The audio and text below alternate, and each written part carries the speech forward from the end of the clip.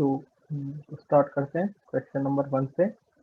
Chemistry का question है, a metallic element has a cubic lattice, each edge of the unit cell is 2 angstrom and the density of metal is 2.5 gram per centimeter cube. The unit cell in 200 gram of metal are एक unit cell का as length दे रखा है, volume निकाल लेते हैं, volume को density से multiply कर देंगे और मास से डिवाइड कर देंगे, आंसर आ जाएगा। सॉल्व कर लेते हैं फटाफट। तो 41 डाला, 2 एंगस्ट्रॉम तो 2 इंटू 10⁻⁻8 सेंटीमीटर हो गया, क्योंकि सेंटीमीटर में कन्वर्ट कर लेते यूनिट्स। इसका क्यूब किया, इसको डेंसिटी से मल्टीप्लाई किया, ये एक का मास आ गया और इसको डिवाइड कर देंगे अपने 200 ग्राम जो टोटल है, तो अपने पास total number of unit cells आ जाएंगे। तो 200/8 इंटू 2.5 इंटू 10⁻⁻24, इसको हटाए 10⁻⁻25 हो गया। 25 8 जा 200 होता है, ऊपर गया तो 10⁻25 आंसर आ गया। इस फर्स्ट का आंसर है 1 इंटू 10⁻25, इतने यूनिट सेल्स प्रेजेंट होंगे। क्वेश्चन नंबर, इसको मैं 1 रेट करूंगा, इजी क्वेश्चन है। चलते क्वेश्चन नंबर 2 की तरफ। 4 gases P, Q, R and S have almost same values of V, but their A values are A and B are van der Waals constant है, ठीक है, मतलब van der Waals गैसेस है, are in order. तो अपने को पता है V accounts for repulsion, V accounts for repulsion और A अकाउंट्स फॉर अट्रैक्शन। तो जिसके अंदर जिसका ए ज्यादा उसका अट्रैक्शन ज्यादा, मॉलिक्यूल्स के बीच में अट्रैक्शन ज्यादा, जिसमें मॉलिक्यूल्स के बीच में अट्रैक्शन ज्यादा उसको इजीली लिक्विफाई कर सकते हैं।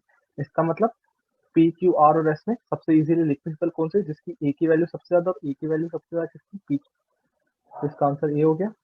ये भी इजी क्वेश्चन है। तो इसको मैं 1 रेट करूंगा, मैं 1 2 3 4 5 रेट कर रहा हूँ। नेक्स्ट चलते हैं 43।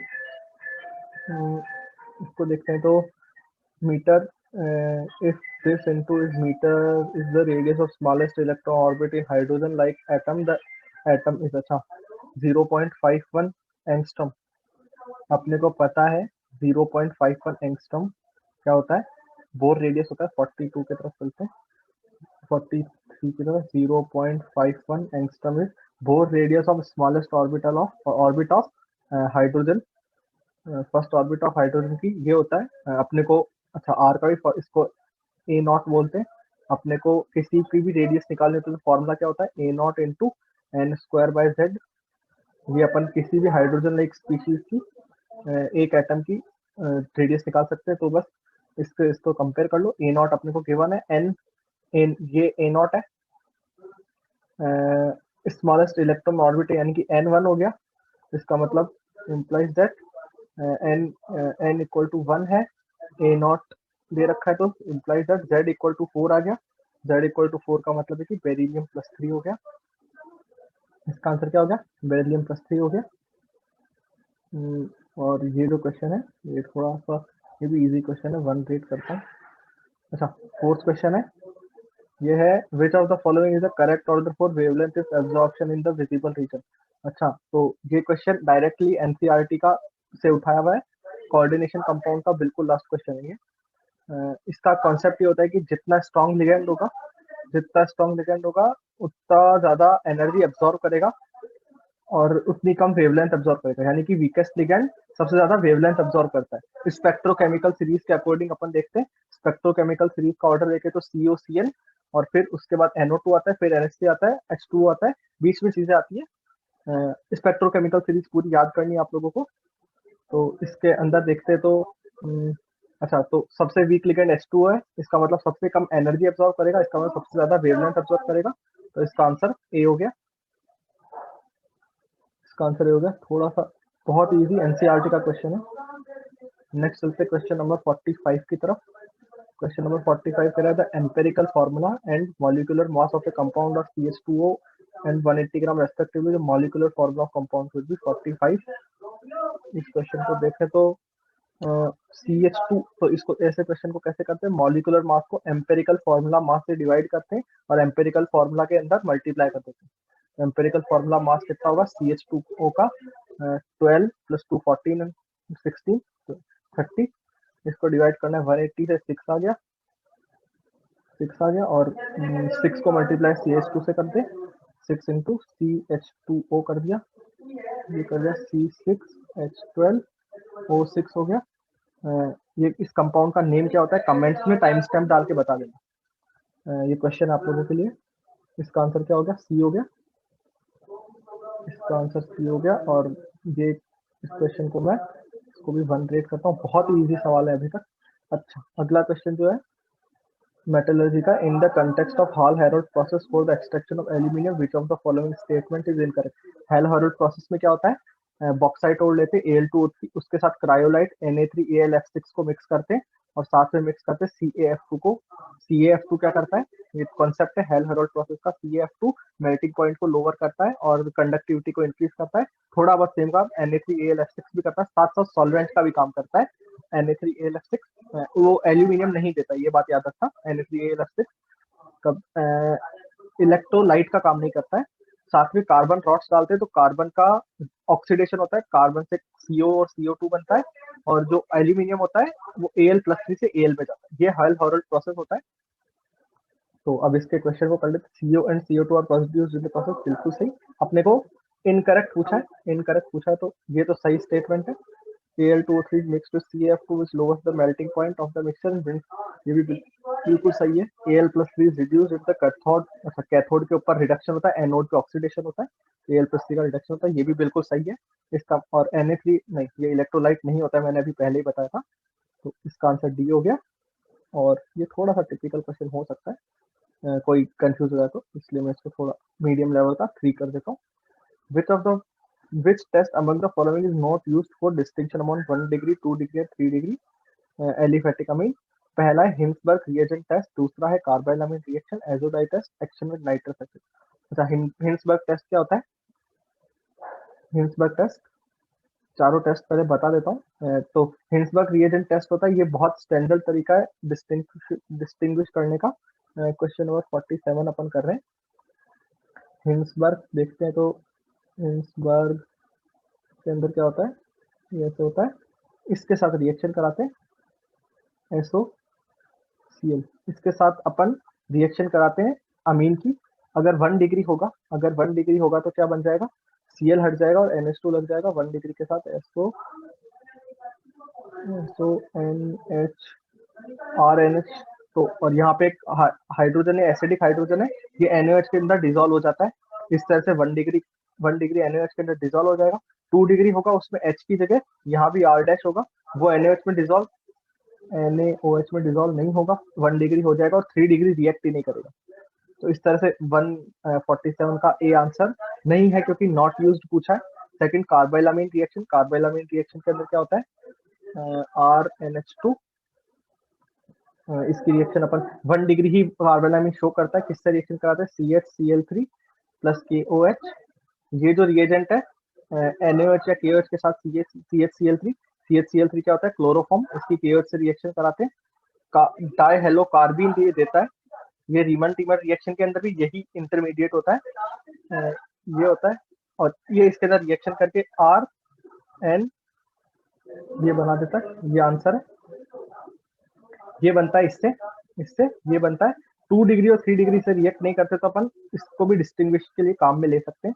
तो ये भी आंसर नहीं होगा। Third, azo dye test. Azo dye test अपने को पता है एलिफेटिक अमीन के लिए नहीं, एरोमेटिक अमीन की रिएक्शंस के लिए काम में आता है।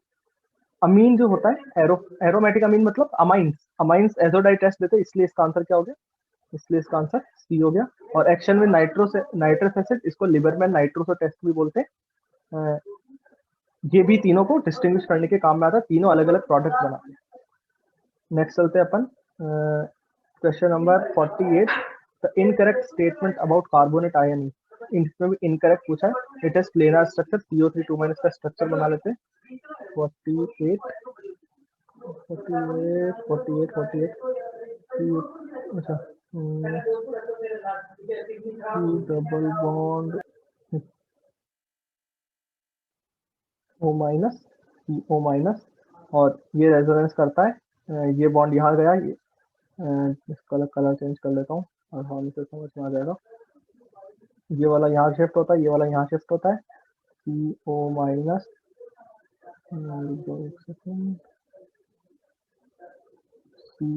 CO-, डबल बॉन्ड O, यहाँ पे O माइनस, और ये वापस रेजोनेंस करता है, तो फिर से ब्लू कलर ले लेता हूँ। ये वापस ये वाला यहाँ शिफ्ट होगा, और ये वाला जो माइनस है इसके ऊपर वाला जो माइनस, इसके ऊपर ये वाला डबल बॉन्ड इस पर माइनस बन के शिफ्ट होगा।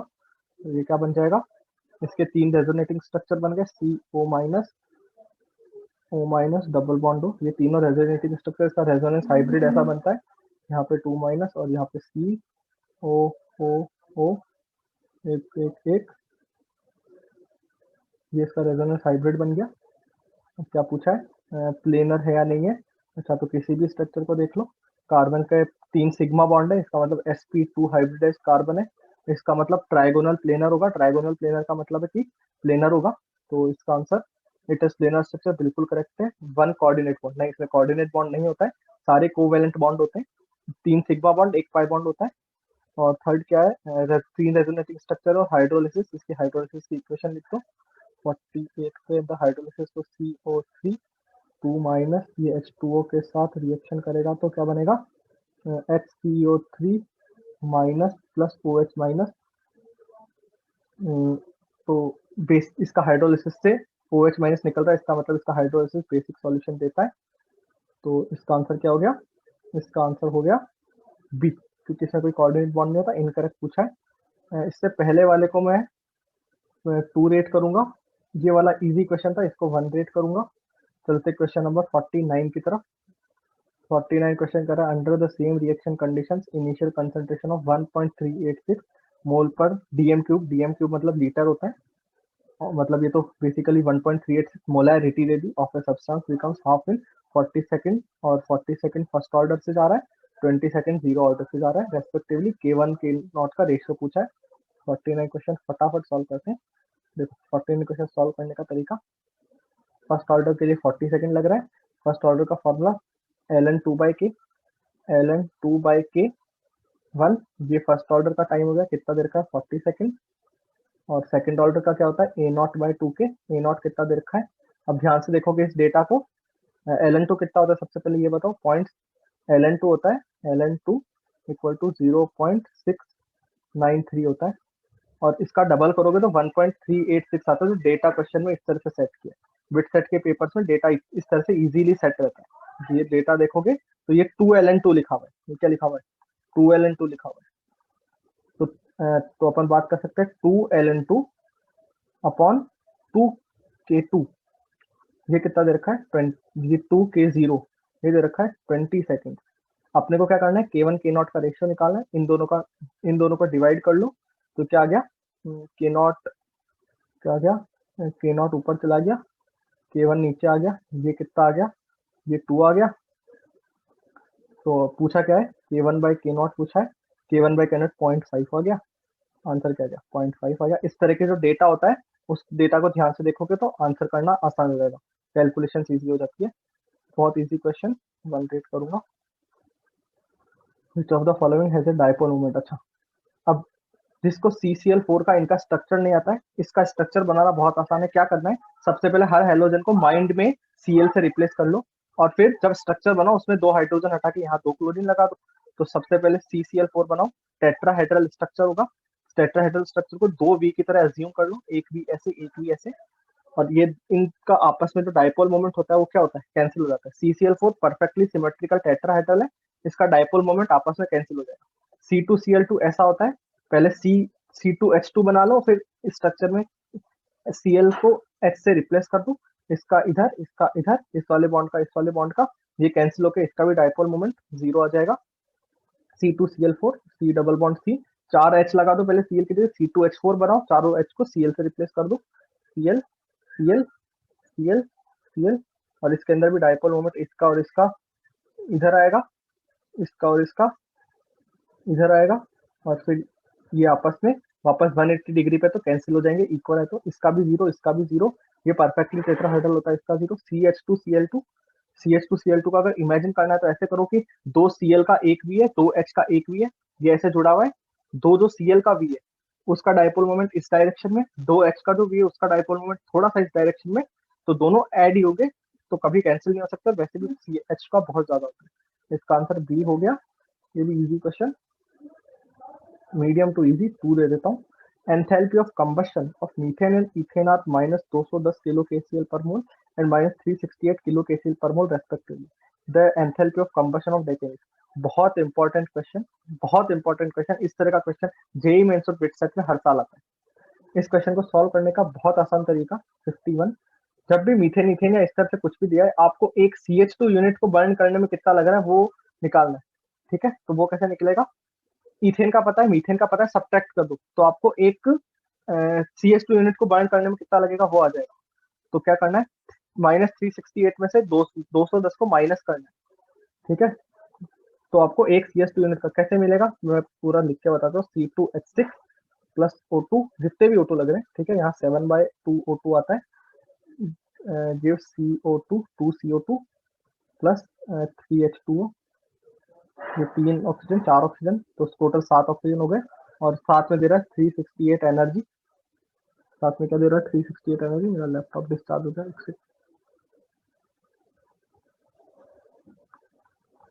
368 एनर्जी। हाँ, और CH4 क्या दे रहा है, ये CH4 है। ये क्या कर रहा है,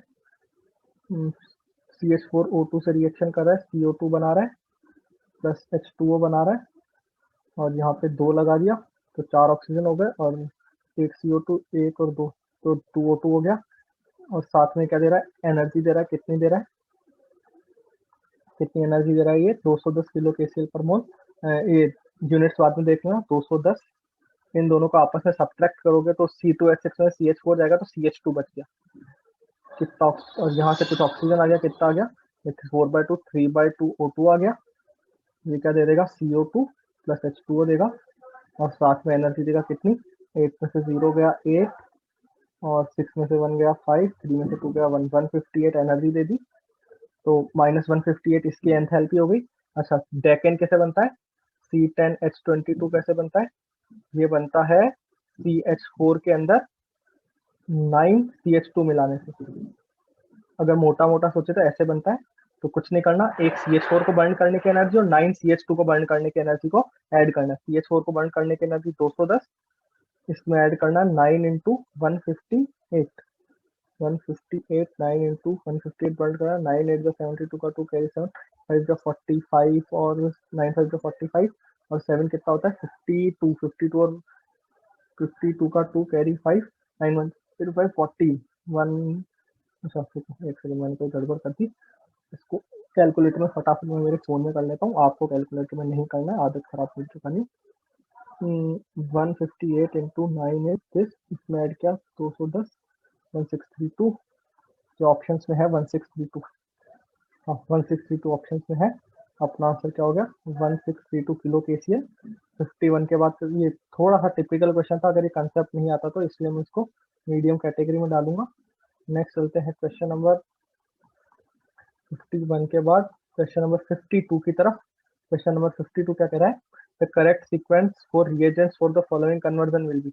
अब ये रिएक्शन देखते ही दिमाग में क्या आता है, जब भी CH3 C triple bond CH होता है, इसके बीच वाले पे डबल बॉन्ड O लगाना होता है, तो इसको अपन कैटेलिटिक हाइड्रेशन करते हैं। कैटेलिटिक हाइड्रेशन का रिएजेंट ये होता है, बिल्कुल स्टैंडर्ड क्वेश्चन है, सीधा सीधा क्वेश्चन दे रखा है, रिएजेंट रिएक्टेंट दे रखा है, प्रोडक्ट दे रखा है, और रिएजेंट पूछा है। इसका तो यही रिएजेंट होता है, इसमें समझाने की कोई जरूरत नहीं है इस क्वेश्चन में मेरे हिसाब से। क्वेश्चन नंबर 52, इसका आंसर हो गया अपने पास बी। और ये आसान क्वेश्चन था बहुत, तो कोई दिक्कत नहीं है। 52 के बाद चलते क्वेश्चन नंबर 53 की तरफ। In an atom an electron is moving with a speed of 600 meter per second with an accuracy of 0.005%। तो यहाँ से पहले डेल्टा वी निकाल लेते हैं। अपने को पता है डेल्टा एक्स पूछा है, डेल्टा वी का प्रोडक्ट जो होता है वो ग्रेटर देन इक्वल टू होता है एच अपॉन 4m पाई के, 4m पाई के। तो बस कर लो, डेल्टा एक्स डेल्टा वी का प्रोडक्ट एच अपॉन 4m पाई के इक्वल होता है। तो डेल्टा एक्स निकालना है तो अपन H upon 4m pi delta V कर देंगे। अच्छा, डेल्टा वी के एम दिया हुआ है, एच दिया हुआ है, 4 पाई की वैल्यू पता है, डेल्टा वी निकालना है। Delta we 0.00000% of 600। तो क्वेश्चन नंबर कौन सा है, 53। Question number 53, 53, 53, 53, question number 53। इसको आगे कर लेते हैं फटाफट। तो 0.005%, 0.005% ऑफ 600, 20 से 20 काटा, 6 से काटा, 0.03, ये डेल्टा वी आ गया। तो अपना जो फाइनल आंसर आएगा डेल्टा एक्स का वो क्या आएगा, एच इज 6.626 इंटू 10⁻34। इसको डिवाइड करना है 9.1। इसे कैलकुलेशन खुद करना बाद में, और इसका जो आंसर होगा जिसका क्या आ रहा है अपना कमेंट में बताना, मैं बता दूंगा अगर सही है या नहीं है। 10⁻31 इंटू 4 पाई, 4 इंटू 3.14, इसकी कैलकुलेशन खुद से करनी है। 0.03, ये कैलकुलेशन करना, टाइम स्टैम्प लगा के और क्वेश्चन नंबर डाल के इसका आंसर बता देना।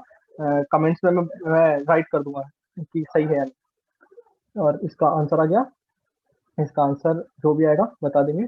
थोड़ा सा इजी टू मॉडरेट क्वेश्चन था। 53 टाइम लगा सकते हो, कैलकुलेशन के अंदर लग सकता है टाइम, कोई बड़ी बात नहीं है। तो मैं थोड़ा सा 2 बोल देता हूँ, कैलकुलेशन से टाइम लगेगा। 54 क्वेश्चन की तरफ चलते हैं। Which of the following diatomic molecules would be stabilized by removal of an electron? Molecular orbital theory का क्वेश्चन है। अपने को पता है कि 8 तक SS भरता है, 8 के बाद P भरता है 14 तक। तो 14 तक क्या होगा, सारे बॉन्डिंग में जाएंगे। दो पहले, अगर 7 तक है, नाइट्रोजन तक क्या होता है, पहले पाई 2p पाई 2p पाई बॉन्डिंग भरता है, 2p पाई x बॉन्डिंग, 2p पाई y बॉन्डिंग इक्वली भरते हैं। उसके बाद 2p पाई z और 2p सिग्मा 2p z भरता है। ये अपने को पता है। 14 तक क्या होता है, 14 तक बॉन्डिंग में जाएंगे। 14 के आगे 15 16 17 18 सारे एंटी बॉन्डिंग में जाएंगे। बॉन्डिंग से रिमूव करेंगे तो डिस्टेबलाइज होगा, एंटी बॉन्डिंग से रिमूव करेंगे तो स्टेबलाइज होगा। C2 14 से कम है, इसका मतलब ये डिस्टेबलाइज होगा अगर इलेक्ट्रॉन को हटाएंगे। CN 17 है, 17 में भी अगर इलेक्ट्रॉन को हटाएंगे तो डिस्टेबलाइज होगा क्योंकि बॉन्डिंग से जा रहा है। N2 में क्या कर रहे हैं, 14 है, अगर एक इलेक्ट्रॉन हटाएंगे बॉन्डिंग से हटेगा, ये भी डिस्टेबलाइज होगा। O2 में क्या होगा, एंटी बॉन्डिंग में लास्ट के इलेक्ट्रॉन से बैलेंस इलेक्ट्रॉन, अगर उसमें से एक इलेक्ट्रॉन को हटाएंगे तो वो स्टेबलाइज होगा क्योंकि एंटी बॉन्डिंग से जा रहा है। तो इसका आंसर क्या हो गया, O2 हो गया। मॉलिक्यूलर ऑर्बिटल थ्योरी का क्वेश्चन है। मॉलिक्यूलर ऑर्बिटल कॉन्फ़िगरेशन H2 से लेकर और F2 तक का सबको लिखना आना चाहिए। बहुत ही आसान सवाल, बहुत ही ज्यादा टाइम लगाना ही नहीं है ऐसे सवाल में। 0.5 फेरेड ऑफ इलेक्ट्रिसिटी पास्ट, यहाँ पे पास जाएगा, past through 500 ml of copper sulfate solution, the amount of copper which can be deposited will be। इतना मुश्किल सवाल नहीं है ये, अगर ध्यान से देखो इस क्वेश्चन को तो। ये 500 ml का डेटा कंफ्यूज करने के लिए दे रखा है, कोई काम का नहीं है। तो अगर अपने को पता है कि Cu copper sulphate, question number कौन सा है, 55 है, 55 क्वेश्चन है। CuSO4 में Cu+2 को कॉपर में कन्वर्ट करना है, 2 इलेक्ट्रॉन इसको देने। जब 2 इलेक्ट्रॉन कॉपर +2 को मिलेंगे और Cu में कन्वर्ट हो रहे, तो 2 इलेक्ट्रॉन का मतलब 2 फेरेड, अगर इलेक्ट्रिसिटी 2 फेरेड एनर्जी इलेक्ट्रिसिटी जो भी बोलना है बोल, ठीक है। 2 फेरेड इलेक्ट्रिसिटी अगर आएगी तो 1 मोल कॉपर बनेगा, 2 फेरेड से 1 मोल बनेगा। तो 0.5 से कितना बनेगा, 1/4 मोल बनेगा।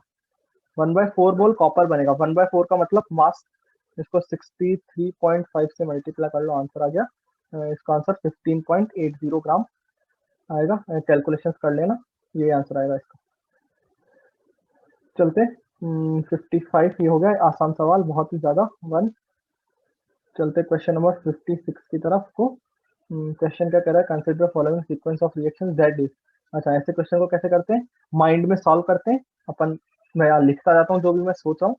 ए के अंदर PCl5 से रिएक्शन करेंगे, OH हटेगा, SN2 मैकेनिज्म से होती है रिएक्शन, OH हटेगा, Cl आएगा। एल्कोहलिक KOH डबल बॉन्ड बना देगा फर्स्ट और सेकंड और थर्ड कार्बन के बीच में।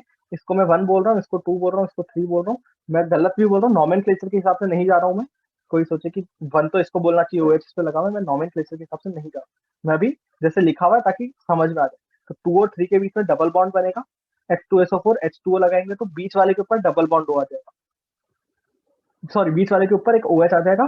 तो इसको अगर एक की रिएक्शंस करेंगे, Z से स्टार्ट करेंगे वापस, तो Z नहीं बन रहा, मतलब A से स्टार्ट करेंगे, ये करेंगे तो C बन जाए। B पता नहीं क्या लिखा हुआ है, शायद कोई मिस प्रिंट या कुछ है। अपन चलते क्वेश्चन, अपन C की तरफ, क्योंकि C आंसर है। कैसे दिख रहा है मेरे को, PCl5 से रिएक्शन किया, OH हटा, Cl आया। यहाँ पे मैं इसको ब्लैक से कर देता हूँ ताकि अच्छे से समझ आए। OH हटेगा और यहाँ पे Cl आएगा सबसे पहले PCl5 से रिएक्शन के बाद, फर्स्ट रिएक्शन के बाद। सेकंड रिएक्शन के बाद क्या होगा, ये Cl हटेगा और दोनों में से कहीं भी एक जगह डबल बॉन्ड आएगा। CH2, सपोज यहाँ डबल बॉन्ड लगा दिया मैंने CH3। ये रिएक्शन करेंगे तो बीच वाले के ऊपर OH आएगा। बीच वाले पे OH क्यों आता है?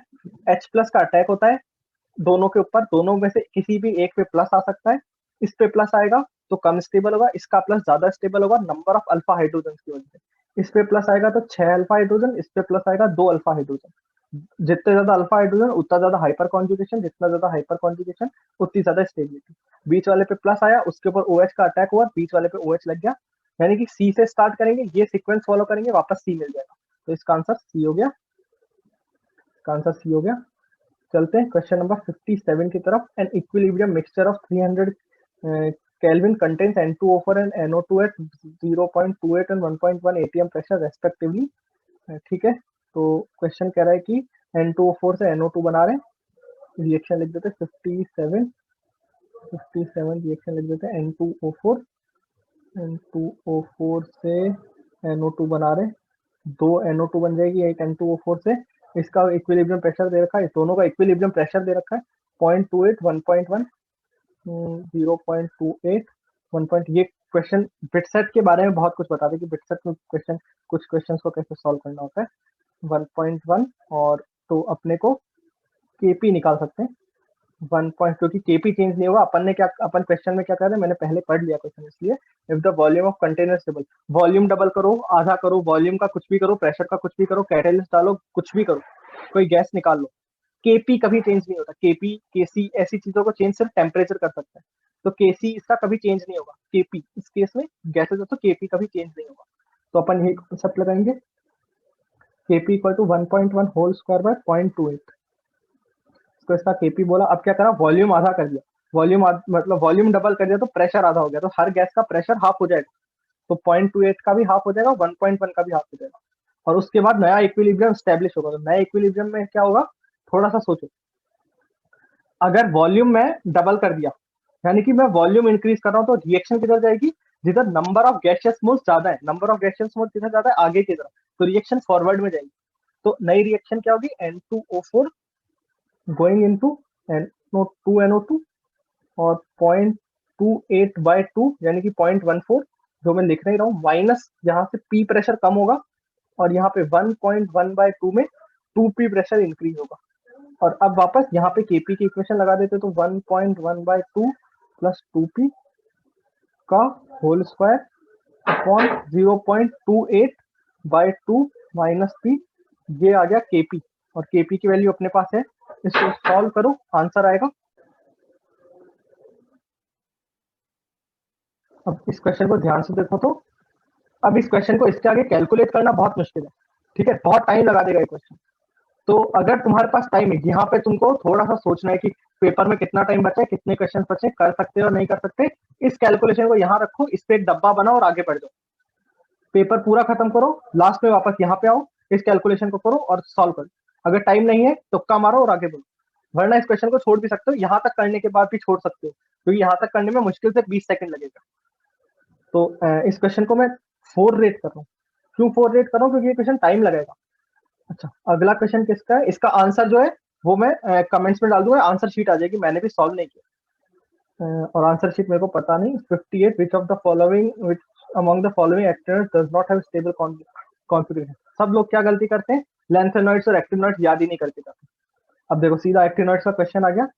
अच्छा, एक्टिनॉइड्स में अपने को पता है नोबेलियम, अमेरिशियम, अच्छा, और लॉरेंशियम। तो नोबेलियम का तो फुली फिल्ड कॉन्फ़िगरेशन था 6s2 4 5 7s2 6d0 5f14। तो ये तो अनस्टेबल होता नहीं। अच्छा, ये तो अपना प्रोटेक्शियम है, ये बीच में आता है, इसमें 2 f में होते हैं, 1 d में होता है, 2 s में होते हैं। तो इसके जो इलेक्ट्रॉन्स है वो आपस में चले जाते हैं, d से f में, f से d में आते जाते रहते हैं, इसलिए इसका इलेक्ट्रॉनिक कॉन्फ़िगरेशन अनस्टेबल होता है। इसलिए इसका आंसर क्या होगा, प्रोटेक्शियम होगा। ये भी मतलब ये क्वेश्चन बहुत इन्फो बेस्ड है, इसलिए मैं इसको 4 दे रहा हूँ, क्योंकि बहुत ज्यादा इन्फो बेस्ड क्वेश्चन है। ऐसे क्वेश्चन आएंगे पेपर में, एफ ब्लॉक को रट्टा मार, कुछ नहीं का याद करना, इलेक्ट्रॉनिक लाइन से, सीरीज से एलिमेंट्स याद करने और उनका इलेक्ट्रॉनिक कॉन्फ़िगरेशन याद करना। अब चलते हैं,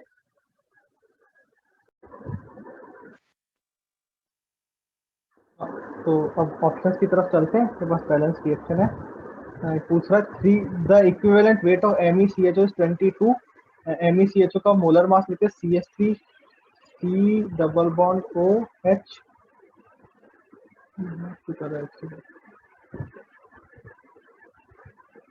CH3 तो C 12 12 24 24 और 4 28 28 और 16 44 है।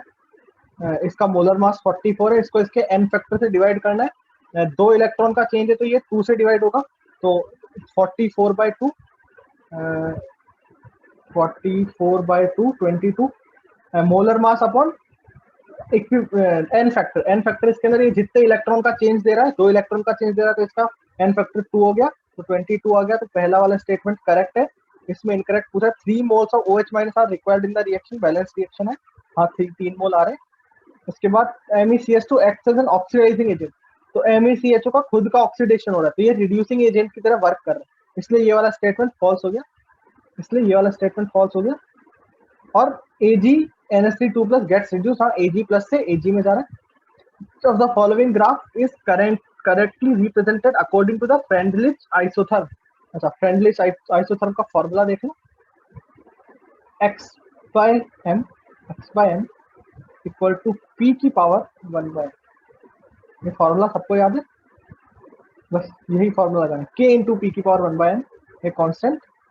इसका दोनों तरफ लॉग ले लो, तो x/m log x/m equal to log k plus log of 1/n log p, 1/n log p। तो उसका स्लोप 1/n होगा, इंटरसेप्ट log k होगा और log p के साथ ग्राफ आएगा। ए इसका आंसर होना चाहिए,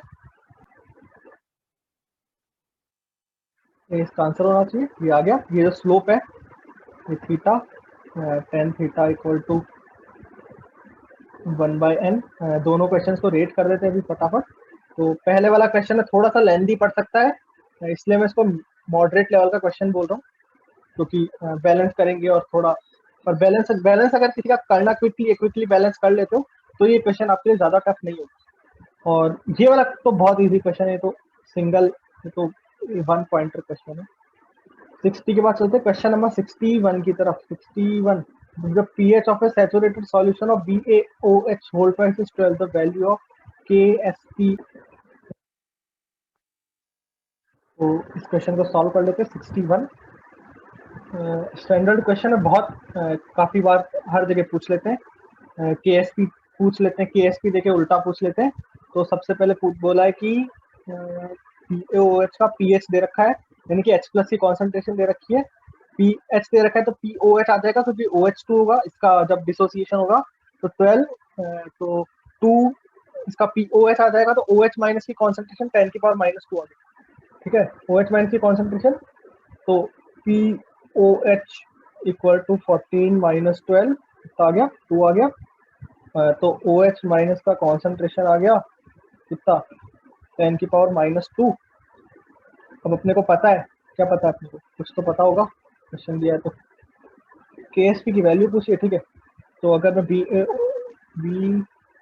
BaOH होल ट्वाइस सॉलिड का डिसोसिएशन देखूं तो कैसा होगा, Ba+2 plus 2OH minus, 2OH minus, ये S बनेगा, ये 2S बनेगा, और अपने पास वो आ जाएगा, क्या कहते हैं, KSP क्या होगा, 2S whole square into S equal to KSP आएगा।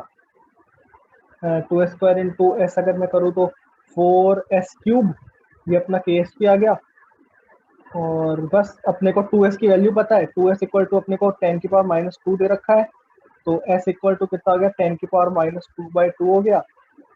वैल्यू रख दो, 10⁻6 इंटू 4 बाय क्यूब करेंगे S का, तो बाय 8 हो गया, तो 10⁻6/2 आंसर आएगा। KSP आ गया 10⁻6/2, तो 10⁻6/2 का मतलब है कि 2 से 5 से मल्टीप्लाई, 5 से डिवाइड, तो 5 इंटू 10⁻7 आ गया। ये आंसर हो गया। क्वेश्चन नंबर 62 की तरफ चलते हैं। An unsaturated X gives white precipitate with tolerance reagent. If X is gaseous in nature, the molecular formula of X is। अच्छा, टॉलरेंस रिएजेंट के साथ व्हाइट प्रेसिपिटेट दे रहा है, टॉलरेंस रिएजेंट के साथ व्हाइट प्रेसिपिटेट दे रहा है, इसका मतलब AgNH3 के साथ सॉल्ट बना रहा है, और उसके साथ सॉल्ट बना रहा है, इसका मतलब एक क्या है, एक एल्काइन है, C triple bond C minus Ag plus, इधर भी Ag प्लस, ये बनता है टॉलरेंस रिएजेंट की जब इथाइन से रिएक्शन होती है, तो इथाइन है इसका आंसर, क्या आंसर इसका इथाइन है। ये इथेन जो होता है वो टॉलरेंस रिएजेंट के साथ रिएक्शन नहीं करता है, जो इथाइन होता है वो रिएक्शन करता है, जो एल्काइन होता है वो रिएक्शन करता है, एल्केन और एल्कीन रिएक्शन नहीं करते, क्योंकि इसका जो कार्बन होता है वो हाईली इलेक्ट्रोनेगेटिव होता है, इसकी वजह से इसका जो हाइड्रोजन होता है वो एसिडिक नेचर का होता है, किसका, एल्काइन का हाइड्रोजन एसिडिक नेचर का होता है, NH3 से ज्यादा एसिडिक नेचर होता है। एसिडिक, अगर एसिडिक नेचर का कंपैरिजन करें तो C ट्रिपल बॉन्ड CH का जो हाइड्रोजन है, का hydrogen is more acidic then NH3 का हाइड्रोजन, NH3 के हाइड्रोजन से ज्यादा एसिडिक इसका हाइड्रोजन है। चलते हैं question number, temperature changes from the energy of activation. अच्छा, बेसिक सा काइनेटिक्स वगैरह का क्वेश्चन है 63। सॉल्यूशन कर देता हूँ, वैसे वीडियो काफी लंबा हो गया है ये, फिर भी करते हैं सॉल्व। तो अपन को पता है K equal to A into E की power minus A by R T, तो K1 equal to a constant रहता है T1, और K2 देखते हैं तो वो होगा A इंटू ई की power minus E A by R T2। मैं कैलकुलेशंस नहीं करूंगा, मैं सॉल्व करना बताता हूँ। पहले डिवाइड कर दो, A एलिमिनेट कर दो, K1 by K2, K1 by K2 equal to E की पावर माइनस पहले E A by R T2 minus E A by R T1। अब देख लेते हैं क्या क्या गिवन है वैल्यूज। वैल्यूज में अपने को 3 टाइम्स हो गई डेट, यानी कि जो अपनी डेट्स है वो 3 टाइम्स हो गई ना, तो K2 is 3 times K1, K2 is 3 times K1, K2 is 3 times K1, तो दोनों तरफ रेसिप्रोकल लिया और लॉग ले लिया, तो लॉग ln लिया और फिर लॉग लिया, तो 2.303 लगा देंगे, log 3 equal to 2.303 into E A by R into T1 इधर जाएगा, T2 इधर जाएगा, T1 minus T2 minus T1 हो जाएगा अपॉन T1 T2 हो जाएगा।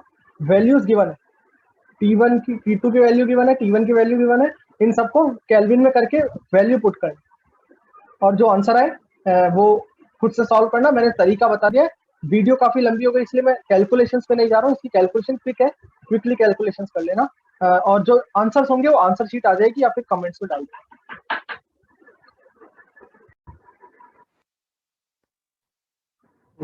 चलते क्वेश्चन नंबर 64 की तरफ। क्वेश्चन नंबर 64 कह रहा है which of the following compound will be blood red colour while doing the Lassaigne test for N। अच्छा, तो अपने को पता है कि ब्लड रेड कलर का कलर कब आता है। अच्छा, पहले वाले क्वेश्चन को रेट नहीं किया, तो पहले वाले क्वेश्चन को रेट कर देते हैं, और इसका आंसर जो है वो कमेंट्स में डाल दूंगा, वो बता दिया मैंने। इसकी जो रेटिंग है, क्योंकि थोड़ा सा कैलकुलेशन वाला क्वेश्चन है, इसको मैं मीडियम लेवल का क्वेश्चन बोलूंगा। नेक्स्ट चलते हैं अपन क्वेश्चन नंबर 64 की तरफ। क्वेश्चन नंबर 64 है कि ब्लड रेड कलर लेसेक्नी टेस्ट। अच्छा, ब्लड रेड कलर कब आता है, जब नाइट्रोजन और सल्फर दोनों साथ में प्रेजेंट होते हैं, नाइट्रोजन और सल्फर दोनों साथ में प्रेजेंट होते हैं, तब ब्लड रेड कलर आता है। FeSCN 2 के बनने के लिए ब्लड रेड कलर आता है। तो इसके अंदर किस किस में सल्फर और नाइट्रोजन दोनों है, इसमें सल्फर नहीं है, इसमें नाइट्रोजन नहीं है, इसमें दोनों नहीं है, आंसर क्या है, बी आ गई। ये छोटी छोटी चीजें सॉल्ट एनालिसिस की याद कर लो। इतना ये क्वेश्चन वैसे काफी इन्फो वाला था, लेकिन फिर भी ये पता होना चाहिए, इसलिए मैं इसको मॉडरेट लेवल का क्वेश्चन बोलूंगा। अपन चलते हैं अब नेक्स्ट क्वेश्चन नंबर 65 की तरफ। For a reaction at 25 degree the value of K equilibrium. अच्छा, अपने को पता है कि इक्विलिब्रियम पे E इक्वल टू 0 होता है, तो अपने को E नॉट की वैल्यू यहाँ पे नस्ट इक्वेशन का यूज कर सकते हैं। क्वेश्चन नंबर 65 सॉल्व करते हैं। क्वेश्चन नंबर 65 यही सॉल्व करते हैं। 65 using Nernst equation I can write की E naught equal to 0.059 by n into log of K equilibrium. ये इक्वेशन ये अपन ने डिराइव किया using Nernst equation. Nernst equation क्या है? नस्ट इक्वेशन यहाँ लिखा हूँ, E equal to E naught minus 0.059 by 2 log K. ये नस्ट इक्वेशन है। आई यूज नस्ट इक्वेशन में मैंने ये लिखा है, नस्ट इक्वेशन को यूज करके। तो ई जीरो है तो ये आ गया अपने पास ई नॉट, और ई नॉट अपने को गिवन है,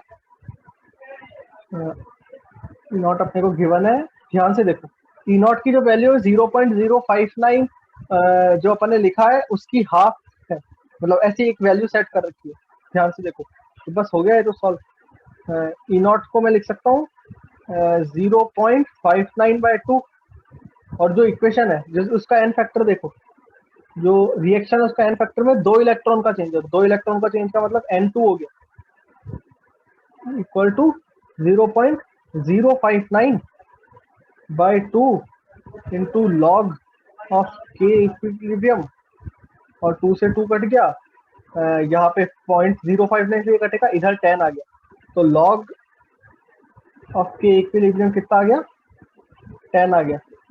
इसका मतलब के इक्विलिब्रियम कितना आ गया? 10 की पावर 10 आ गया। इसका आंसर क्या हो गया? 10 की पावर 10। अच्छा, ऑप्शन में कौन सा ऑप्शन है? थोड़ा ये तो काफी इजी क्वेश्चन था, तो काफी इजी क्वेश्चन था। वैसे फिजिकल के क्वेश्चन को मैं हमेशा 2, लेकिन ये तो 1 लाइक क्वेश्चन था। मतलब डेटा भी ऐसा सेट कर रखा है, 10 की पावर 10 इजी आंसर आ रहा है। Which of the following is the correct order of stability of conformations of NH2 CH2 CH2OH? अच्छा, अब NH2 NH2 CH2OH जैसे ही इन्होंने लिखा, वो लिखते हैं अपने दिमाग में जो पहली चीज आनी चाहिए वो आनी चाहिए कि OH की NH2 से हाइड्रोजन बॉन्डिंग होगी। इसका मतलब जो गॉस कॉन्फ़िगरेशन होगा C, और मतलब एक यहाँ पे ऐसे बनाते हैं और ऐसे बनाते हैं, और फिर अब कॉन्फ़िगरेशन बनाते हैं, तो यहाँ पे एक H लगा दिया, और यहाँ पे एक NH2 लगा दिया, और यहाँ पे एक OH लगा दिया, और यहाँ पे एक हाइड्रोजन लगा दिया, और यहाँ एक हाइड्रोजन लगा दिया, और यहाँ पे फिर एक वो H लगा दिया, H लगा दिया, ये एक्लिप्स हो गया इसके अंदर। और जो सबसे ज़्यादा स्टेबल कॉन्फ़िगरेशन होगा वो कौन सा होगा? जिसमें यहाँ NH2 होगा और यहाँ पे OH होगा, तो इनके बीच में हाइड्रोजन बॉन्डिंग होगी। कौन सा होगा? वो गॉस कॉन्फ़िगरेशन होगा। गॉस, और गॉस के बाद कौन सा स्टेबल होगा? सबसे ज़्यादा स्टेबल कौन सा होगा इसमें? गॉस होगा, फिर एक्लिप्स होगा, और उसके बाद कौन सा होगा? एंटी होगा। सॉरी, गॉश तो सबसे ज्यादा होगा, और एंटी और एक्लिप्स में अगर अपन वो करेंगे तो एक्लिप्स के अंदर वॉन डेर वाल रिपल्शन की वजह से NH2 और OH का रिपल्शन होगा, उसकी वजह से वो बहुत कम स्टेबलाइज हो जाएगा, इसलिए एंटी एक्लिप्स से ज्यादा स्टेबल होगा। तो इसका आंसर क्या हो गया? बी। सॉरी, पहले ए बताया था, वो गलती से मैंने सिर्फ गॉश देख के कर दिया था, तो इसका आंसर बी होगा। ये मॉडरेट लेवल का क्वेश्चन है, इजी टू मॉडरेट। अगर किसी को पता है कि कैसे सॉल्व करना है, हाइड्रोजन बॉन्डिंग एकदम से क्लिक हो गया तो हो जाएगा, नहीं तो नहीं होगा। तो 3 पॉइंटर ये क्वेश्चन है 66। चलते क्वेश्चन नंबर 67 की तरफ फटाफट। ये वाला वीडियो काफी लंबा हो चुका है।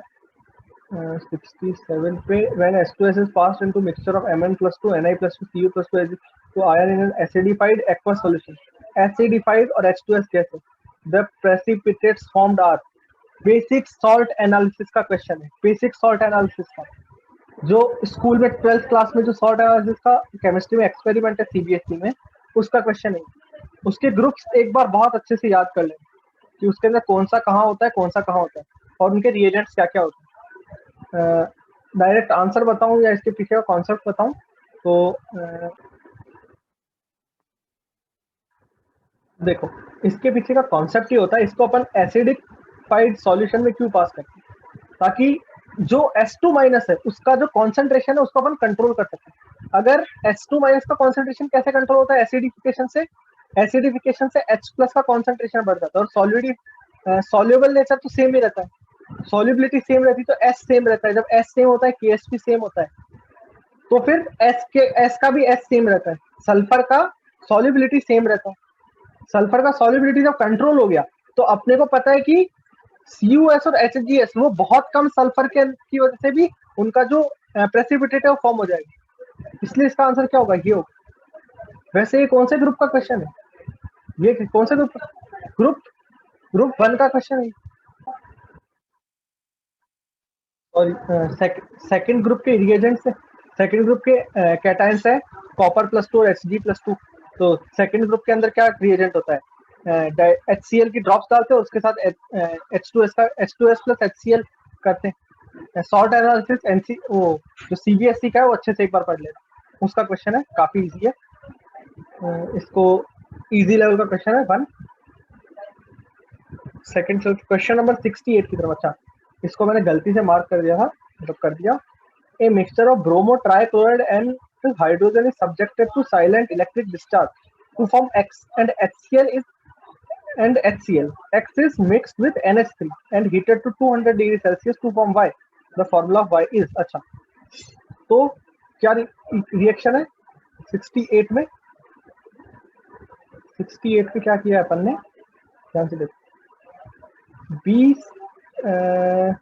BC ब्रोमो ट्राइक्लोराइड और हाइड्रोजन BCl3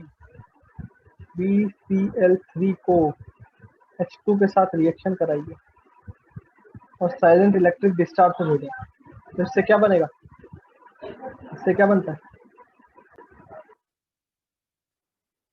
B2H6 बनेगा, B2H6। अच्छा, साथ में HCl निकल रहा है, तो एक हाइड्रोजन आएगा, इसको रिप्लेस करेगा और एक Cl को ले जाएगा, B2H6 HCl। अच्छा, B2H6 को किससे रिएक्ट करा रही है, ये रिएक्शन याद होनी चाहिए, बोरोन की रिएक्शन है। B2H6 को अपन किससे रिएक्ट करा रहे हैं आगे, NH3 से। क्या बनेगा, बोराजीन, 200 डिग्री सेल्सियस पे हीट करा रहे, बोराजीन। बोराजीन का एक और नाम, बोराजीन को इन ऑर्गेनिक बेंजीन भी कहते हैं, इनऑर्गेनिक बेंजीन भी बोलते हैं। इसका स्ट्रक्चर कैसा होता है, nitrogen boron, nitrogen boron, nitrogen boron, double bond single bond, double bond single bond, double bond single bond, और एक एक हाइड्रोजन।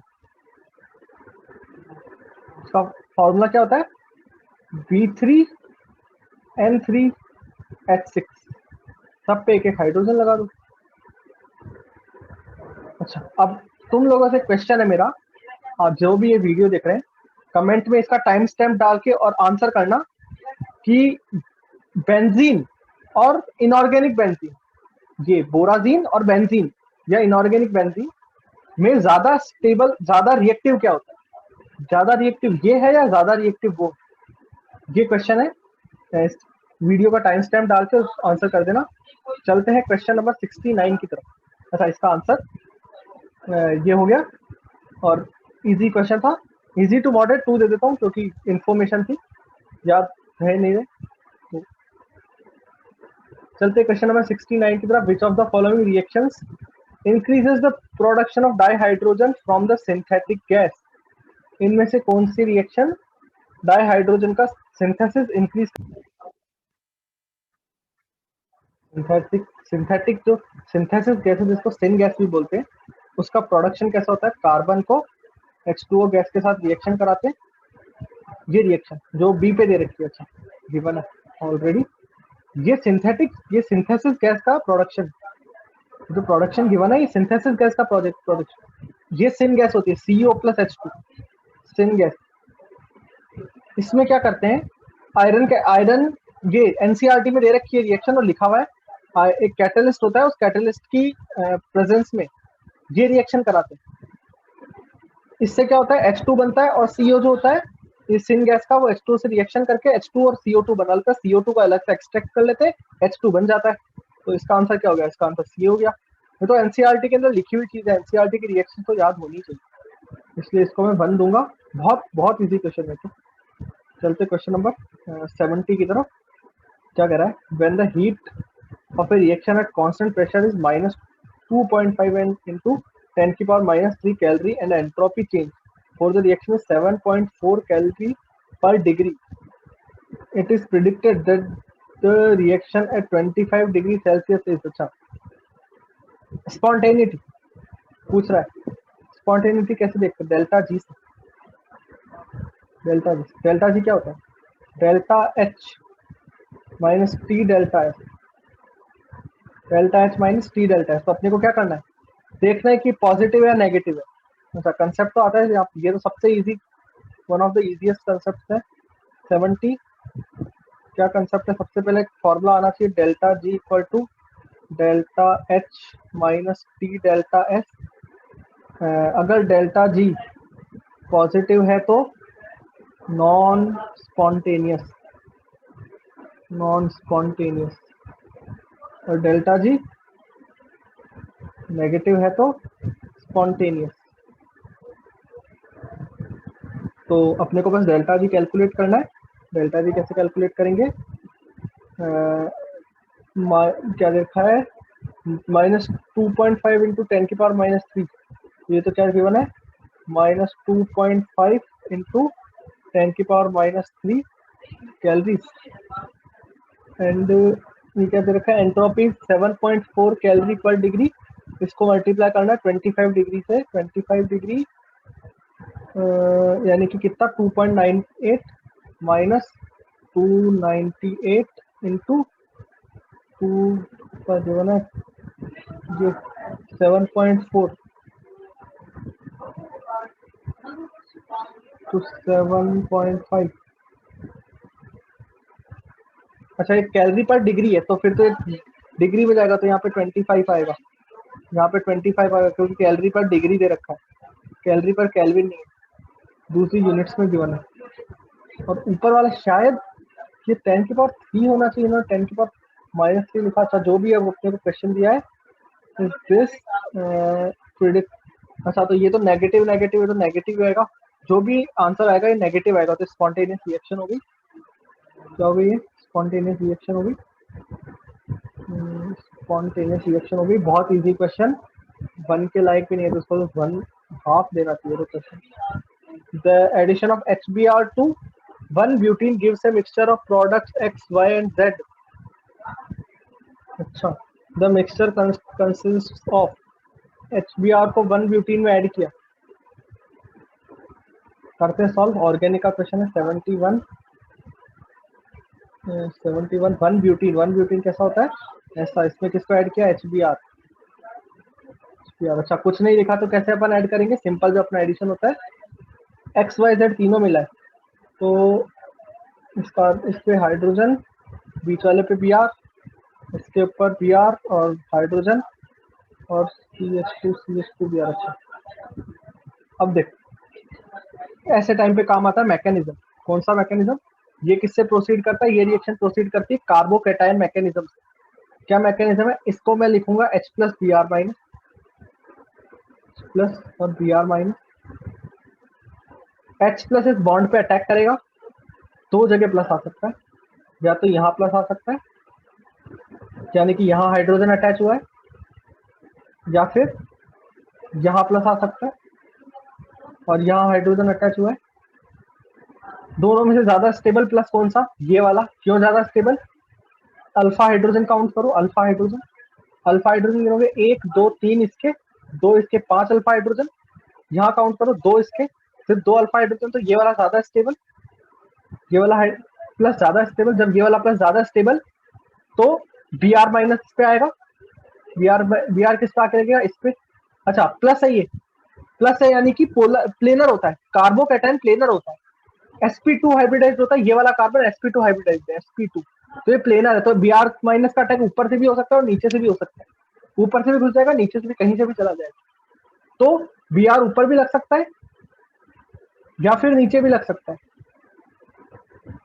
या फिर नीचे भी लग सकता है। और तीसरा प्रोडक्ट बनेगा ये, जो कि माइनर प्रोडक्ट होगा, क्योंकि इसका प्लस ही बहुत कम स्टेबल है। तो ये दोनों इक्वल बनेंगे, ये और ये इक्वल अमाउंट पे बनेंगे, ये इक्वल बनेंगे, दोनों मेजर प्रोडक्ट होंगे। लेकिन ये क्या होगा? माइनर प्रोडक्ट होगा। क्यों माइनर होगा? क्योंकि इसका प्लस कम स्टेबल है। तो इसका आंसर क्या हो गया? X and Y as major and Z as minor product. इसका आंसर हो गया ए। और ये क्वेश्चन है इजी टू मॉडरेट 2 दे देता हूँ। थोड़ा सा सोचना पड़ेगा कि ये दो कहाँ से आ गए, बाकी ठीक है। अच्छा, इनके कॉन्फ़िगरेशन लिखते हैं ना, आरएस क्या है। ये डैश पे है, ये वेज पे है, यहाँ पे first priority group, second priority group, third priority group. घुमाया वन, पहले एक चेंज कर लेते हैं, 1 2 3। तो इसको घुमाएंगे तो पहले एक चेंज किया, यहाँ पे आ गया 1 2 3, उल्टा किया तो ये ऐसे उल्टा किया, ये आर हो गया और ये ऐसे हो गया। गलत तो ये भी चेक कर लेते हैं, first priority, second priority, third priority. हाँ ठीक है, ये आर है, फिर ये आर है और ये ऐसे। नेक्स्ट चलते हैं, the correct statement about silicon is. अच्छा, सिलिकॉन एनसीईआरटी से पढ़ लेना वापस, इनऑर्गेनिक का क्वेश्चन है, इस पेपर के अंदर थोड़ी इनऑर्गेनिक ज्यादा है। नंबर 72 कह रहा है, the correct statement about silicon is. अच्छा, सिलिकॉन कैसा होता है, R S I O, S I,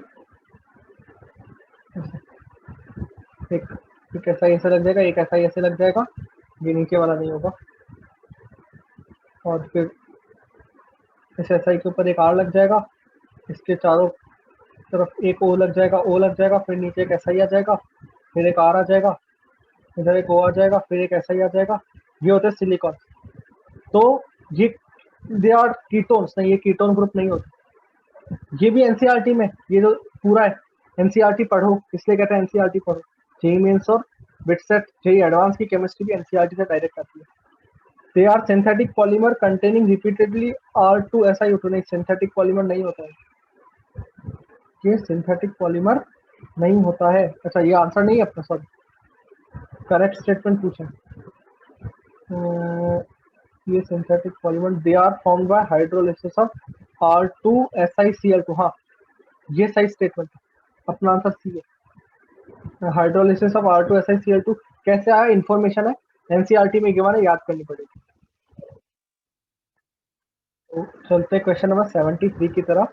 when dilute sulphuric acid reacts with aqueous solution of potassium chromate, potassium chromate क्या, K2CrO4, K2CrO4। अच्छा, पहले वाले क्वेश्चन को रेट करते हैं, एनसीईआरटी का क्वेश्चन है, एनसीईआरटी में पूरी इंफॉर्मेशन है, 2 लेवल दे रहा हूँ, इनऑर्गेनिक इसलिए थोड़ा याद रखना पड़ता है।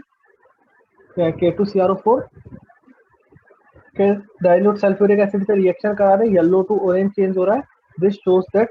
अच्छा, पहले रिएक्शन लिख लेते हैं, कौन सा नंबर का क्वेश्चन है, 73, 73 क्वेश्चन है। H2SO4 को किससे, K2CrO4 प्लस H2SO4, इसको रिएक्शन कराते के तो बनेगा K2Cr2O7 प्लस K2SO4, साथ में H2O बनता है। कि मेरे को रिएक्शन याद है completely, I am not sure, कोई गलती हो तो बता देना कमेंट में, I will correct it next time. ये रिएक्शन है, ये क्या होता है, ऑरेंज टू रेड हो रहा है, क्या क्या बोल रहा है ये, colour changes from yellow to orange, तो ये येलो होता है, ये येलो होता है, ये ऑरेंज होता है, ये ऑरेंज होता है, और ये कलर चेंज हुआ। अब पूछ रहे क्या क्या हुआ, तो chromate ions reduced, chromate ions oxidised. तो देख लेते इसका ऑक्सीडेशन नंबर यहाँ पे, कलर ले लेता हूँ, ये वायलेट, 4 2 8, CrO4 2 माइनस, तो ये यहाँ पे किसके अंदर है, +6 में, जहाँ पे भी किस, और यहाँ पे भी किसमें, 7 2 14। अच्छा, Cr2O7 का स्ट्रक्चर आता है, Cr2O7 का, यहाँ पे भी +6 में, ये दोनों जगह +6 में है, तो ना ऑक्सीडाइज हुआ ना रिड्यूस हुआ, it is not a oxidation reduction reaction. Monocentric complex is converted in dicentric complex, ये बिल्कुल सही स्टेटमेंट है, ये बिल्कुल सही स्टेटमेंट है। क्यों, क्योंकि पहले क्या था, जो अपना स्ट्रक्चर था वो CrO4 का Cr double bond O O minus O minus, ये होता है CrO4 2 माइनस, और K प्लस Cr2O7 कैसा होता है, Cr दो सेंटर आ गए, double bond O O minus, double bond O, double bond O minus, ये होता है Cr2O7 2 माइनस। ये ऑरेंज होता है, ये येलो होता है। इसमें एक सेंटर है, एक सेंटर है, इसमें दो सेंटर आ गए, तो ये क्या हो गया, डाइसेंट्रिक। और oxygen get remove from chromate ions, नहीं, ऑक्सीजन रिमूव नहीं होती है, ऑक्सीजन रिमूव नहीं होती है, तो इसका आंसर क्या हो गया, सी हो गया। इजी क्वेश्चन था, बहुत ही इजी क्वेश्चन था वन। चलते क्वेश्चन नंबर 74 की तरफ। Valence electrons in the element A are 3 and that in element B are 6. Most probable compound formed from A and B is। अच्छा, ये लग नहीं रहा बहुत बच्चों का सवाल? कैसे? ए में 3 है वैलेंस इलेक्ट्रॉन, इसमें 6 है। कोई भी एक कंपाउंड सोच लो। 3 वाला क्या सोचते हैं अपन? 3 वाला एल्यूमिनियम देख लो, एल्यूमिनियम में 3 होते हैं, 6 किसमें होते हैं? वैलेंस में, ऑक्सीजन में होते हैं, तो Al2O3 बनता है, तो A2B3 बनेगा। बच्चों वाला 9th 10th क्लास का सवाल है, ये मत गलत करिए ना पेपर में, ऐसा सवाल। One, in non reducing this disaccharide the reducing group of monosaccharides I that is aldehydic और ketonic group are bounded, which of the following disaccharide is a non reducing sugar?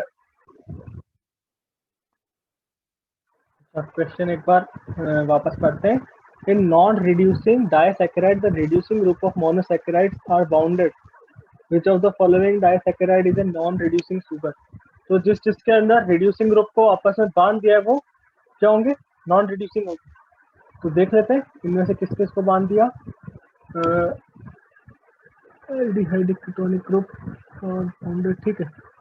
तो इसके अंदर जहाँ पे रिड्यूसिंग ग्रुप है, ओ के बगल वाले को देखो, ओ के बगल वाले को, इसमें ओ के बगल वाले को बांध दिया और यहाँ भी बांध दिया, तो ये हो सकता है नॉन रिड्यूसिंग। लेट्स सी, अपने पास ये तरीका है। इसमें भी ओके, अच्छा इसमें ओ के बगल में कुछ है ही नहीं, और ये था इसको बांध दिया, ये था इसको बांध दिया, तो और इसको देखो तो ओ के बगल में है, यहाँ ओ के बगल में ग्रुप है, तो ये तो रिड्यूसिंग हो सकता है। तो इसका आंसर बी या सी में से होगा। बी और सी में कैसे जज करें?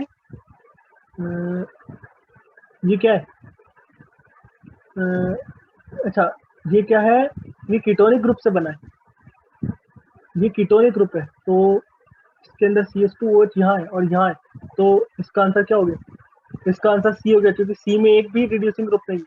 इसके अंदर यहाँ पे 2 CH2OH है, इनमें से एक कीटोनिक ग्रुप का है, तो एक फ्रक्टोज का है, तो इसका आंसर क्या हो गया? इसका आंसर हो गया सी। थोड़ा कॉम्प्लिकेटेड क्वेश्चन है, क्योंकि ये चैप्टर पे मैं ज़्यादा ध्यान नहीं देता और थोड़ा बायो साइड का है, तो इसलिए फ्री देता हूँ। नेक्स्ट चलते हैं क्वेश्चन नंबर 76 की तरफ। Which of the following 0.1 molar aqueous solution will have lowest freezing point? Potassium sulphate, sodium chloride, urea और ग्लूकोज। ऐसे क्वेश्चन को करते कैसे? ऐसे क्वेश्चन को करने का जो तरीका है वो lowering of boiling point, lowering of और नहीं sorry lowering of freezing point और इंक्रीजिंग तेरा boiling point. Lowering of freezing point कैसे, क्या फॉर्मूला क्या होता है? I into K F into molality, molality small m molality. तो जिसका, क्योंकि मोलैलिटी एम सेम है, कैपिटल एम सेम है, और बहुत डाइल्यूट सॉल्यूशन होता है, तो बहुत डाइल्यूट सॉल्यूशन का एम, स्मॉल एम और कैपिटल एम अप्रोक्सीमेटली सेम ले लेते हैं। तो अपने को यहाँ पे क्या देखना है सिर्फ, और के एफ सब में पानी का आएगा, तो यहाँ पे सब क्या लेंगे, सबका आई चेक करते। तो जब मैं अगर इनका आई देखने जाऊँ तो पोटेशियम सल्फेट K2SO4, K2SO4 का आई 3 होगा।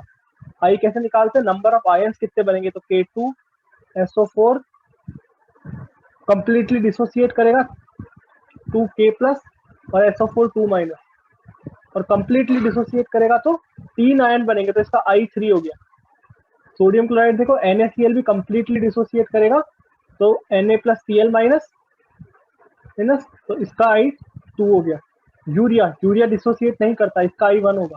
ग्लूकोज डिसोसिएट नहीं करता, इसका आई 1 होगा एक्वा सॉल्यूशन में। तो आई जिसका सबसे ज्यादा, उसका फ्रीजिंग पॉइंट सबसे ज्यादा कम होगा, यानी कि सबसे कम फ्रीजिंग पॉइंट होगा। 76 का आंसर के इजी क्वेश्चन था, 1 दूंगा।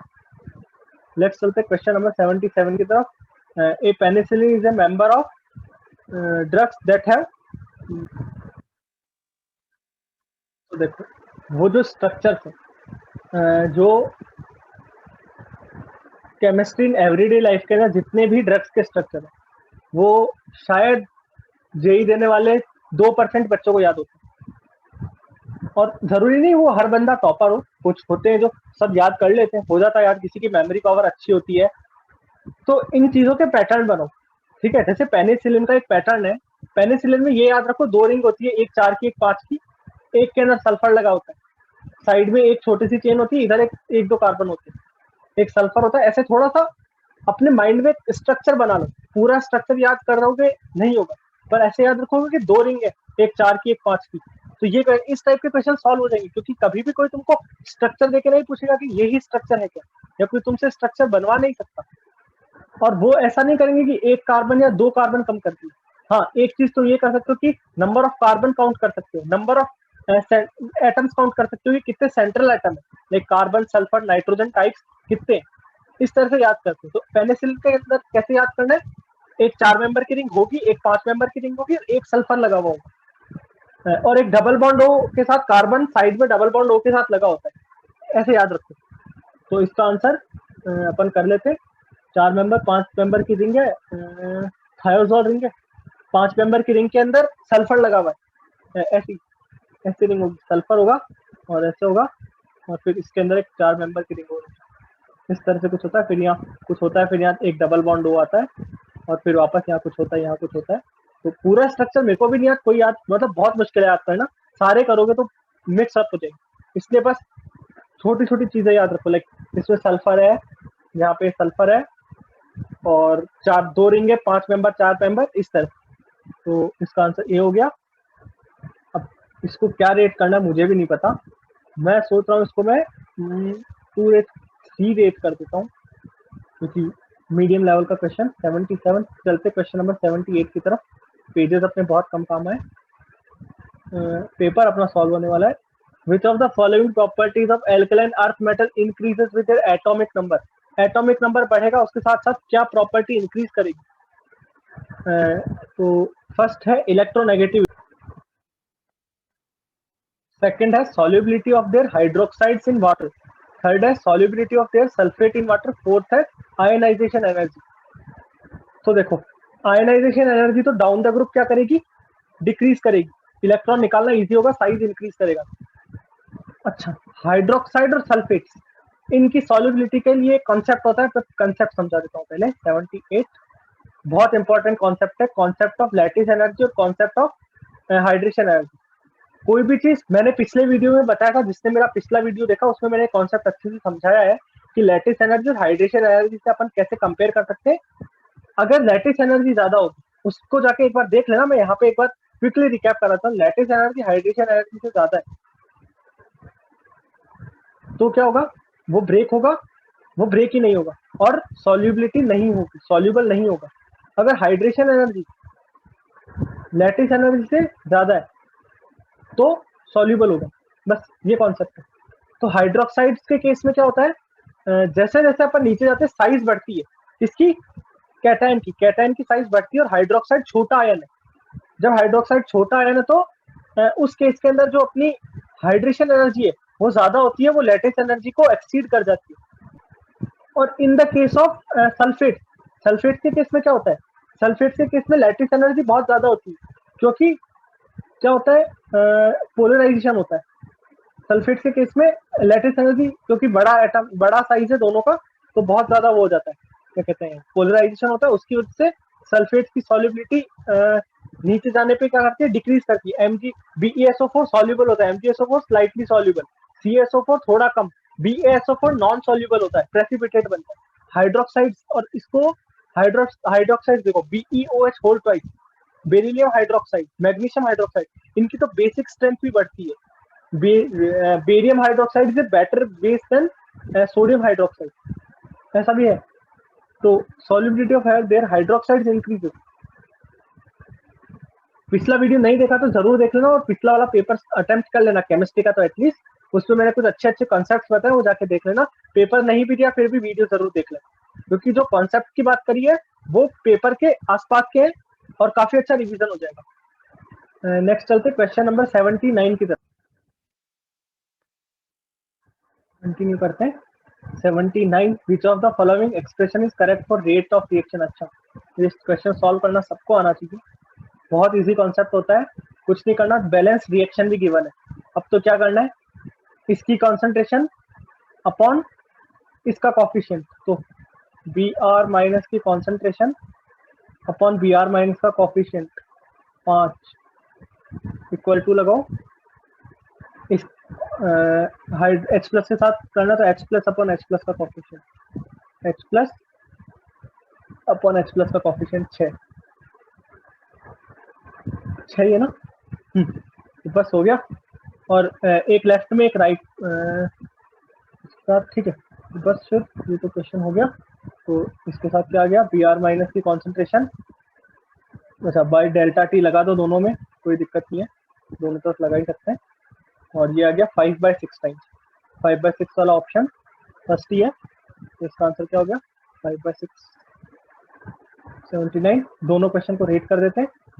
ये वाला ठीक है, थोड़ा सा टिपिकल क्वेश्चन था, 3 4 दे देता हूँ, अगर नहीं आता तो बहुत टफ हो जाएगा जज करना।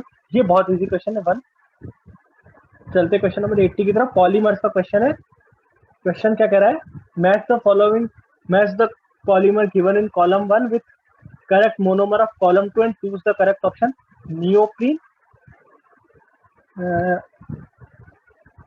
Natural rubber, Teflon, acrylan. अच्छा, एक्रिलिन किससे बनता है, एक्रिलोनाइट्राइल से बनता है। बिट सेट में कैसे सॉल्व करना है इस पेपर को, D4 से बनता है, D4 से बनता है। तो D और 4 दो ऑप्शन बचे, B या C। अब B और C के अंदर 1 2 3 आपस में जम्बल्ड है, तो देख लो नेचुरल नंबर, टेफ्लॉन और नियोप्रीन। तो नियोप्रीन जो होता है वो क्लोरोप्रीन से बनता है। क्लोरोप्रीन का स्ट्रक्चर पता है ना, 80 क्वेश्चन, क्लोरोप्रीन होता है ऐसा, नियोप्रीन जो होता है उससे क्लोरोप्रीन बनता है। इसका आंसर सी होगा, क्यों होगा, जो पॉलीमर चैप्टर का क्वेश्चन है इसलिए होगा। समझ आया, नहीं आया, देखो कैसे समझाऊं उसको, तो टेफ्लॉन किससे बनता है, टेफ्लॉन से टेट्राफ्लोरोइथेन, ठीक है। मैं सी को 2 से बता देता हूँ कि सी से 2 कैसा आया, ये होता है CF2, डबल बॉन्ड CF2। इसका पॉलीमराइजेशन कराएंगे, C C F2 F2 और ये होता है टेट्राफ्लोरोइथेन और ये होता है टेफ्लॉन। पॉलीमर चैप्टर के बारे में एक बहुत इंपॉर्टेंट चीज, सबके यूजर्स, मोनोमर्स, और ये कुछ और याद नहीं करना।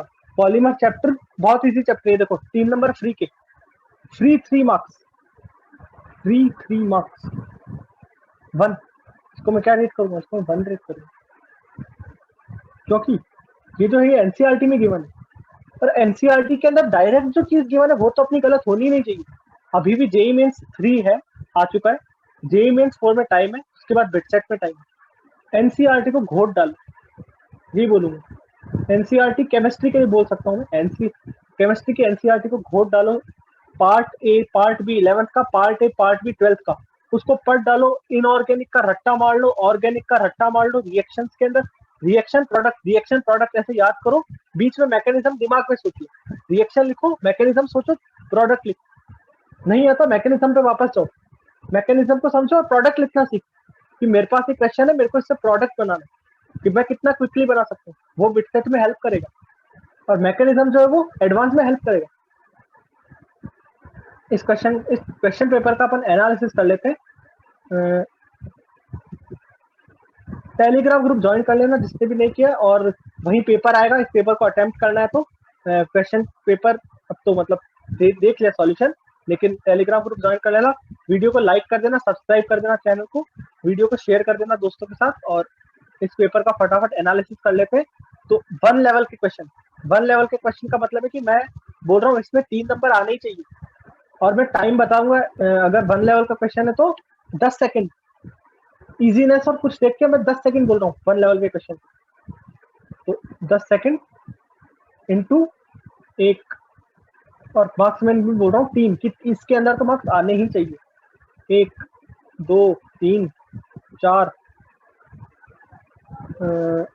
5 और कितने 6 7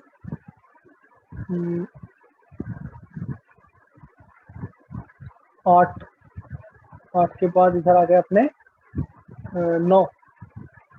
थोड़ा ये पेपर थोड़ा टिपिकल था पिछले वाले से। 9 और 10 11 12 13 14 15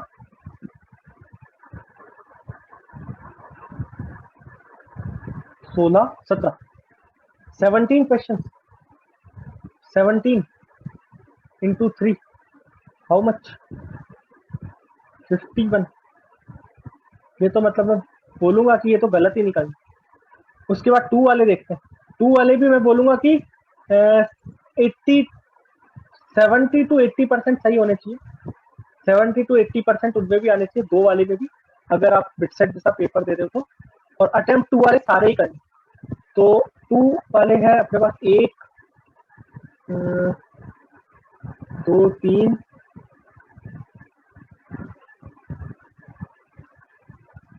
4 5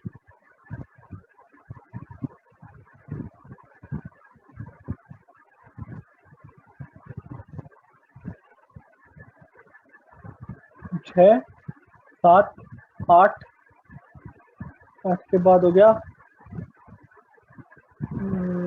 8 के बाद नीचे है क्या, एक 8। इसके अंदर मैं कहूँगा कि 8 में से मैं चाहता हूँ 6 तो सही हो सबके। तो 6 इंटू 3, और दोनों नेगेटिव भी हो जाए, दोनों नेगेटिव हो जाए तो भी -2, तो 18 आ गया। 18 और एक -2 अपन ने ले गए तो अपने 16 हो गया। तो 16 + 51, 6 और 1 7, 5 और 1 6, तो 67 अभी तक अपने आ चुके हैं केमिस्ट्री। अब जो 3 वाले क्वेश्चन थे उनमें मैं चाहता हूँ कि 50%, लाइक देख लेते हैं कितने 3 वाले 3 रेटेड, 1 2 3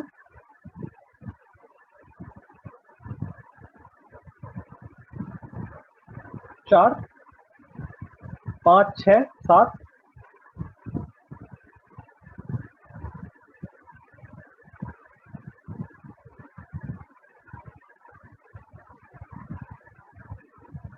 8 और नीचे एक भी नहीं है। तो 8 क्वेश्चन 3 के 8 में से मैं चाहूंगा कि 4 तो सही हो और बाकी अटेम्प्ट ही नहीं हो। तो 8 में से 4 सही हो तो 12 नंबर मैं वहां बोलूंगा कि 12 नंबर वहां आने चाहिए। और लास्ट में जो 4 वाले क्वेश्चन है उनमें से 5 6 जो बचे 4 वाले क्वेश्चन, तो उनमें से अगर 2 भी सही हो गए तो वो बोनस है। तो 7 और 2 9, 6 और 1 7, 79, और उनमें से 1 2 क्वेश्चन सही हो गए, 1 2 गलत हो गए। कुल मिलाकर इस पेपर में 80 मार्क्स आने चाहिए। इस पेपर में 80 के अराउंड मार्क्स आपको स्कोर करने, 120 का है, 80 स्कोर कर लो। और टाइम कितना लेना है इस पेपर के अंदर, ये केमिस्ट्री का पेपर जो है इतना, इसमें इनऑर्गेनिक बहुत है, तो आता है, नहीं आता तो नहीं आता। एनसीईआरटी पढ़ के रहोगे तो सोचने का कोई मौका नहीं है। न्यूमेरिकल कुछ लेंथी क्वेश्चंस है, जहां पे लगे कि लेंथी है छोड़ दो, अभी प्रैक्टिस के टाइम तो कर लेना सॉल्व, लेकिन वैसे छोड़ दो। और 30 मिनट्स शायद इनफ है इस पेपर के लिए। 30 मिनट्स का टाइम ले सकते हो इसकी केमिस्ट्री के ऊपर। बाकी तुम पे डिपेंड करता है तुम 40 कैसे डिवाइड करते हो टाइम को, अपनी अपनी स्ट्रेटेजी है। तो 80 मार्क्स इस पेपर में आने चाहिए। तो अगली बार मिलते हैं नेक्स्ट वीडियो में, तब तक के लिए सॉल्व कर लेना अच्छे से। और बस कोई दिक्कत हो तो कमेंट्स में पूछ लेना, मेरे से कोई गलती होगी तो कमेंट्स में बता देना। जो भी मैंने क्वेश्चन दिए कि जिसका आंसर तुमको करना है, कहीं से पढ़ के करो, आता हो तो टाइम स्टैम्प के साथ सबका आंसर और इसमें लिख देना, कमेंट्स में लिख देना, ताकि मेरे को पता चल जाएगा समझ में आ रहा है या नहीं आ रहा, कितना समझ आ रहा है। और फीडबैक दे देना, लाइक कर देना वीडियो को। चलो बाय।